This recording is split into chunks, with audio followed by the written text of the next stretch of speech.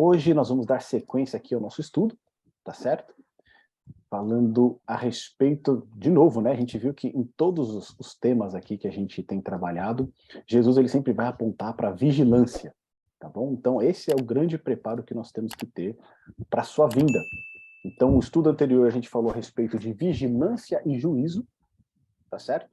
E hoje a gente vai falar a respeito de vigilância e fidelidade. Esse é o tema do nosso estudo de hoje, vigilância e fidelidade, onde a gente tem aquela parábola ali em Mateus capítulo 24, dos versos 44 até 51, onde o próprio Senhor Jesus ali ele vai exemplificar como nós devemos aguardar pela sua vinda.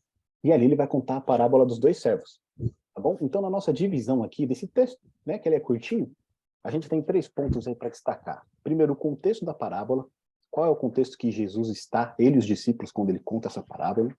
Um exemplo a ser evitado e um exemplo a ser seguido, tá certo? A gente vai ter 2 exemplos aí, né? Um a ser imitado e o outro a ser evitado. Então, olha só, quando a gente, né, ouve essa parábola do Senhor Jesus, ele vai contar várias parábolas para exemplificar como será a sua vinda. Ele conta essa parábola aí de 2 servos. Um servo que era bom e um outro servo que era mau, né? Um servo ali que estava aguardando a vinda do seu senhor e o outro ali que não estava aguardando e foi pego de surpresa. Então a gente tem essa imagem aqui ilustrativa, né? Um servo ali que estava aguardando o seu senhor retornar e quando o seu senhor retornou, ele estava pronto para atender ali, para lavar os pés do seu senhor, e outro que não aguardava a vinda do seu senhor e ali foi pego de surpresa quando ele retornou. E o grande ponto da parábola que a gente precisa entender aqui, né, para poder a gente interpretar corretamente essa parábola, a gente precisa primeiro entender o que significa parábola, né? E a parábola vem do grego, né, o termo grego parabole, que significa comparação.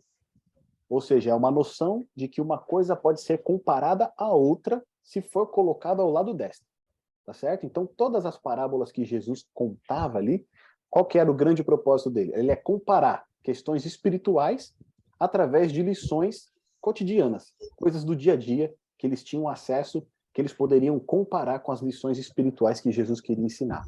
Tá bom? Então a parábola é uma pequena narrativa que usa alegorias para transmitir uma lição moral. Ou seja, a parábola ela não é literal, tá certo? Então, a gente tem as parábolas que Jesus contava, né?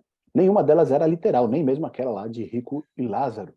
O que ele queria ensinar na realidade era o quê? Lições espirituais a partir dessas narrativas, a partir dessas histórias. Tá bom? Então, essa parábola aqui também não é diferente, né? Essa questão dos 2 servos, eles não são literais, mas Jesus ali está querendo ensinar uma lição para a gente a respeito do nosso preparo para a sua segunda vinda. Então, olha só, o texto, né, de Mateus capítulo 24, do verso 44 ao 51, está escrito assim: Por isso ficai também vós apercebidos, porque em a hora em que não cuidais, o Filho do Homem virá. Quem é, pois, o servo fiel e prudente, a quem o Senhor confiou os seus conservos, para dar-lhes o sustento a seu tempo? Bem-aventurado aquele servo, a quem seu senhor, quando vier, achar fazendo assim. Em verdade vos digo que lhe confiará todos os seus bens. Mas se aquele servo, sendo mau, disser consigo mesmo, meu senhor demora-se, e passar a espancar os seus companheiros e a comer e a beber com os ébrios, virá o senhor daquele servo em dia em que não espera e em hora que não sabe, e castiga-lo-á, lançando-lhe a sorte com os hipócritas. Ali haverá choro e ranger de dentes. Então aqui a gente pega esse texto, nessa parábola contada pelo Senhor Jesus, bem curtinha, né, onde ele vai trazer algumas lições preciosas para a gente. E para a gente compreender o que o Senhor Jesus está querendo dizer aqui, a gente tem que lembrar do contexto. Lembra que a gente ainda está no contexto do Monte das Oliveiras, Jesus assentado ali com os 4 discípulos, Jesus falou lá a respeito dos sinais da destruição de Jerusalém, a respeito dos sinais da sua segunda vinda. Depois ele falou que a sua segunda vinda será como um juízo, e por isso eles deveriam vigiar.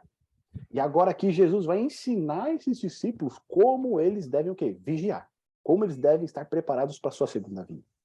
E aí agora imagina o seguinte, você está acompanhando Jesus já há 3 anos, tá certo? Há mais de 3 anos, você abandonou tudo para seguir a Jesus.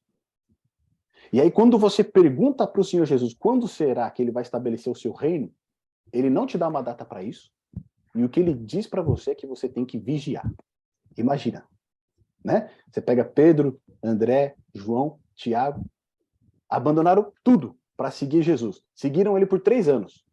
E aí, quando eles esperam que Jesus vai estabelecer o seu reino, eles perguntam, Senhor, quando que o Senhor vai estabelecer o seu reino? Eles não têm uma resposta.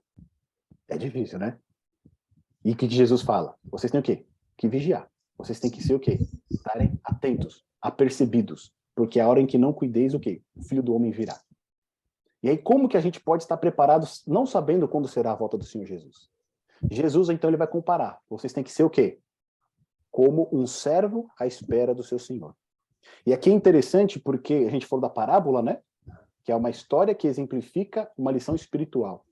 Aqui aqui de uma maneira muito clara, Jesus ele se coloca no lugar do Senhor desses servos e os discípulos são servos que devem aguardar a vinda do seu Senhor.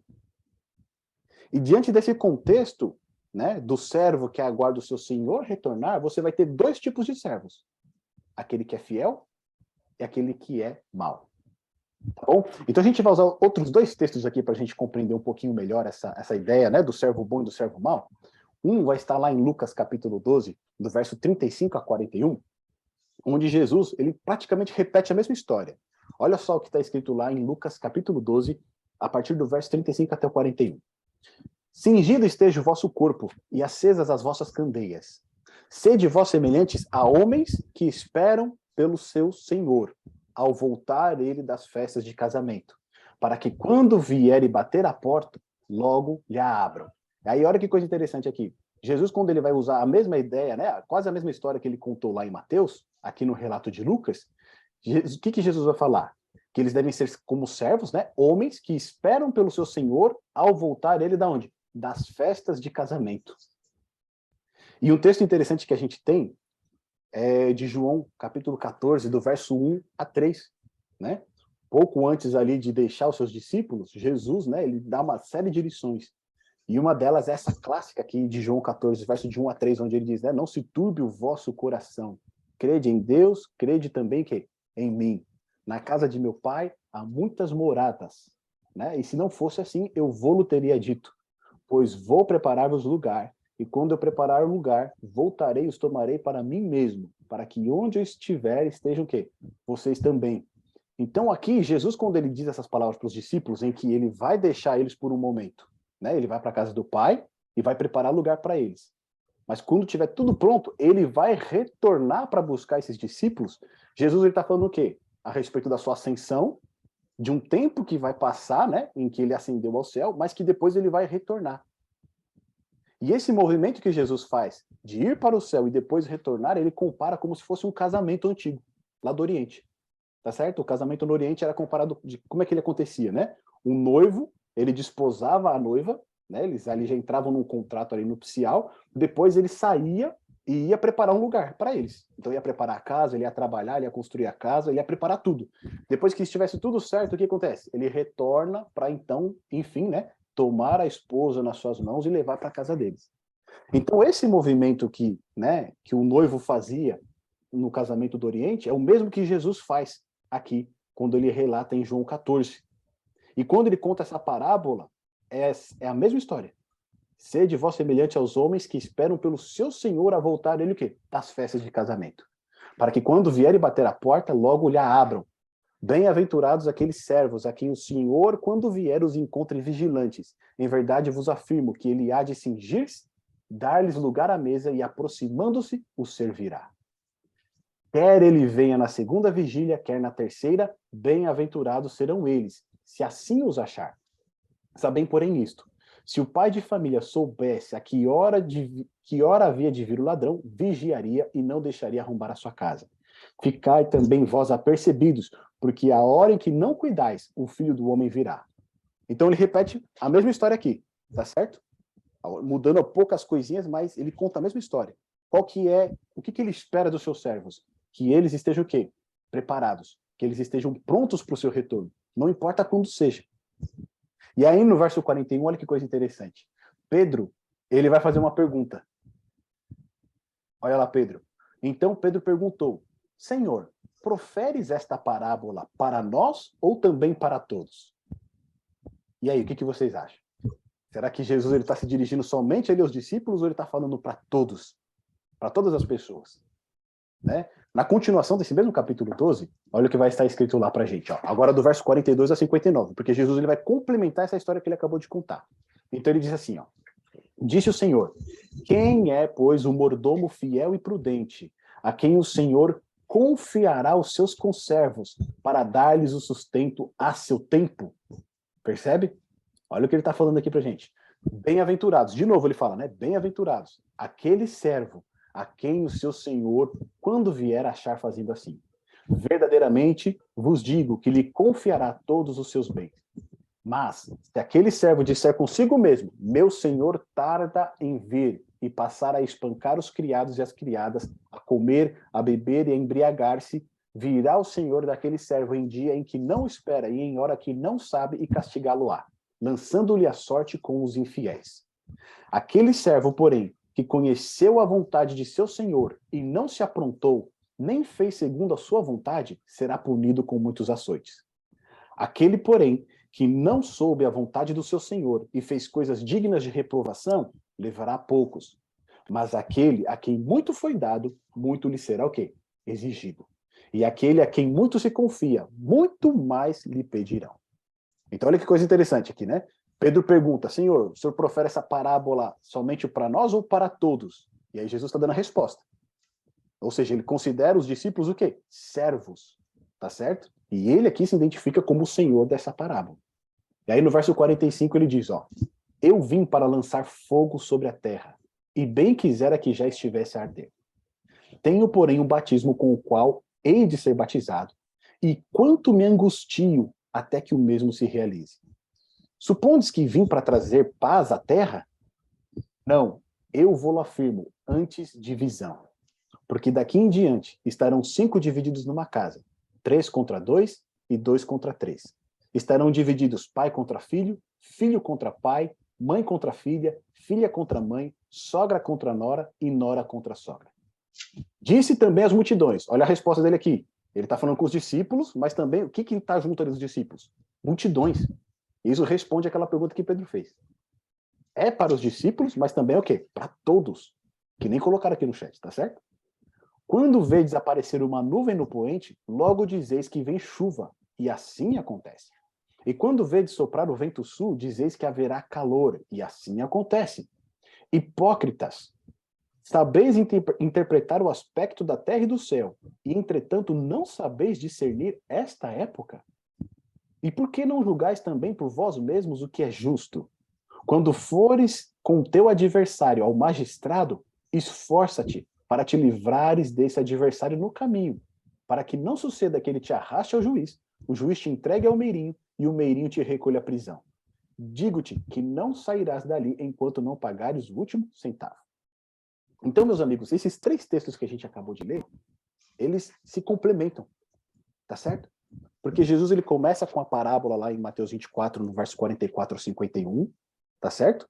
E essa parábola aqui em Lucas 12, ela é ampliada.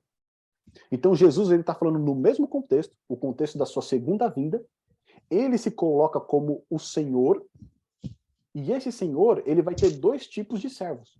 Você percebe que existe uma divisão aqui? Tem o servo bom e o servo mau. O servo que é prudente e fiel, e aquele servo que ele não está interessado nas coisas do seu Senhor. E aqui nesse texto que a gente acabou de ler, né, quando Jesus ali se dirige às multidões, em outras palavras, o que ele está dizendo quando ele responde Pedro? Né?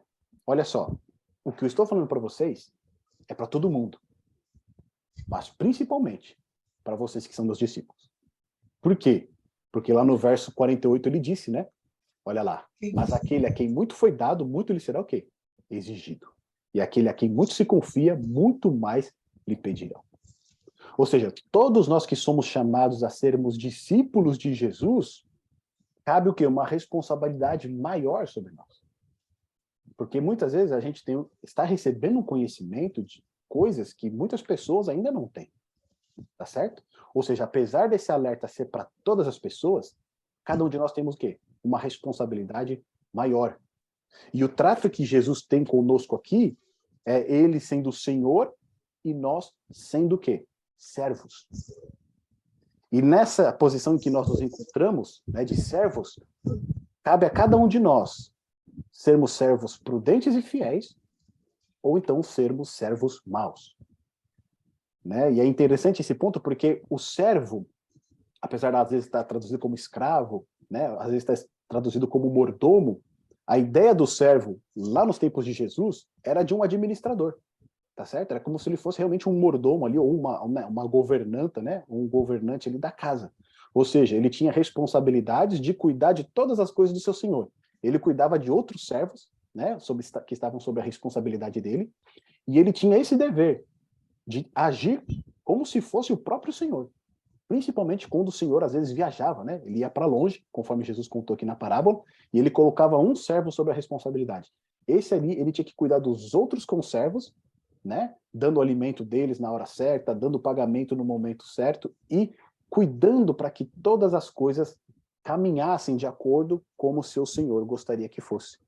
Tá certo? Então o servo não é bem um escravo que não tem direito a nada ou que não tem liberdade, mas ele é muito mais um cargo de confiança. O Senhor confia no seu servo, e esse servo agora ele precisa agir de acordo com a confiança que foi depositada nele. E é isso que o Senhor Jesus está querendo ensinar para os discípulos naquele momento e para cada um de nós hoje também. Cada um que decide seguir a Jesus é chamado para ser um servo. E o que vai determinar se nós somos servos fiéis e prudentes ou servos maus é a nossa resposta com relação aos ensinamentos bíblicos e aquilo que o Senhor espera de nós. A gente viu aqui, né, que ele coloca de uma maneira muito clara, no verso 43. Bem-aventurado aquele servo a quem o seu Senhor, quando vier, achar fazendo assim. Assim o quê? No verso 42 diz, né? O Senhor confiará os seus conservos para dar-lhes o quê? O sustento ao seu tempo. Ou seja, ele tem uma obrigação de sustentar os demais servos no momento certo. Tá certo? Fazer o pagamento deles, dar o alimento deles no momento certo. Se o Senhor voltar a encontrar esse servo trabalhando dessa maneira, ele vai ser bem-aventurado. Ou seja, ele vai ser feliz, ele vai ser completo.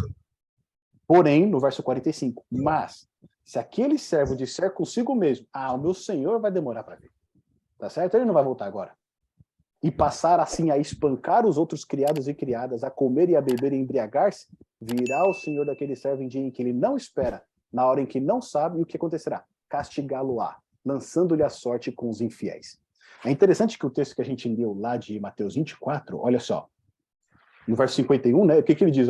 Castigá-lo-á, lançando-lhe a sorte com os hipócritas. Ou seja, hipócritas é o mesmo que infiéis. Tá certo? Jesus está fazendo essa comparação aqui. E é interessante isso, né? Porque a palavra hipócrita significa o quê? Você querer aparentar algo que você não é. Ou seja, esse servo mau, ele deveria ser um servo bom e fiel. Mas na realidade ele não é. Por isso que ele é chamado de hipócrita. Tá certo? Era para ele o quê? Estar cuidando das coisas do seu senhor, agindo como, né, se fosse o próprio interessado em todas as coisas. Mas ele não age assim. Ele começa a beber, ele começa a comer, ele começa a espancar os seus outros conservos, e é por isso que ele é chamado de hipócrita.